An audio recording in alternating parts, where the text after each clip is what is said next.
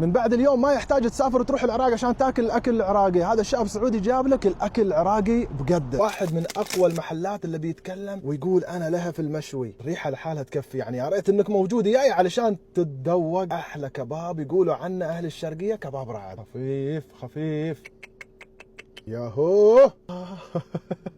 من النادر اذا اكل كباب والاقيه ما في زفره ولا في سمن بزياده، لا هذا كباب حبيبي، شيف مختص كان شغال في العراق وجابوه عندك هني. حتى عندك اسهل طريقه حق المشاوي الاجنحه كامله مكمله. شوف، ما يحتاج تروح العراق ولا يحتاج تروح اي مكان ثاني، تعال هني عند كباب رعد يلبي احتياجك في المشاوي. الله واح، توقعتها كذا لذيذ. يعني اصارحكم شباب، ترى انا يعني احب اكل الريش، لكن بعد تجربتي لكباب رعد اتصور اني بدمنه، واكثر واحد ممكن اطلب منه ريش. جرب يا حبيبي، ملين دايب. هذا عندك الشيلو كباب، ما يحتاج انك تسافر تروح مكان ثاني.